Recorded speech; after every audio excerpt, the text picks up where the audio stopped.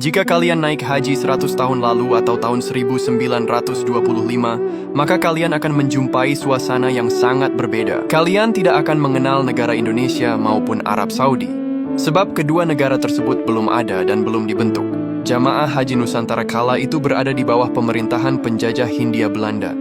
Di masa itu belum ada Kementerian Agama yang khusus mengurusi ibadah haji. Apabila ada umat Islam yang ingin berangkat ke Tanah Suci, mereka harus mendaftar melalui embarkasi pelabuhan-pelabuhan Hindia Belanda. Layanan transportasi yang tersedia diantaranya kapal-kapal kongsi 3. Menurut data sejarah, total jamaah haji Indonesia di masa itu sekitar 10.000 orang dan tidak perlu antri puluhan tahun untuk bisa berangkat.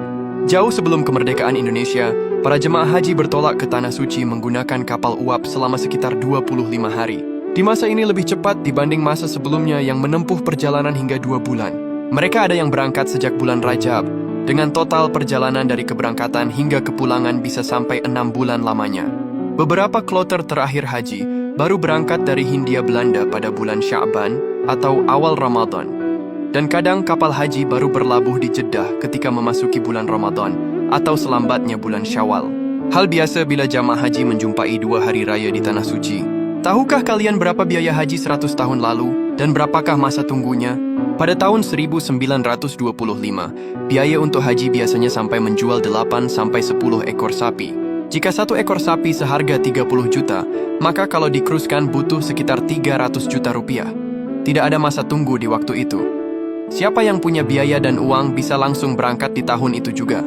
Transportasi yang dipakai untuk berangkat haji diantaranya kapal, unta, dan kuda. Masa itu masih jarang sekali yang menggunakan transportasi mobil. Seperti inilah kondisi jamaah haji ketika menaiki kapal di masa lalu.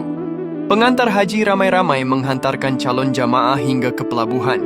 Isak tangis perpisahan menjadi hal yang wajar terjadi di sepanjang pelabuhan.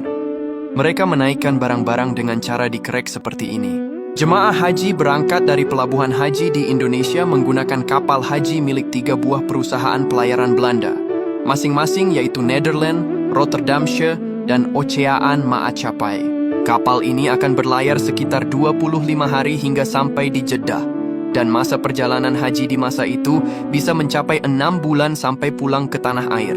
Seperti inilah beratnya perjalanan haji di masa dahulu yang menaruhkan hidup dan mati.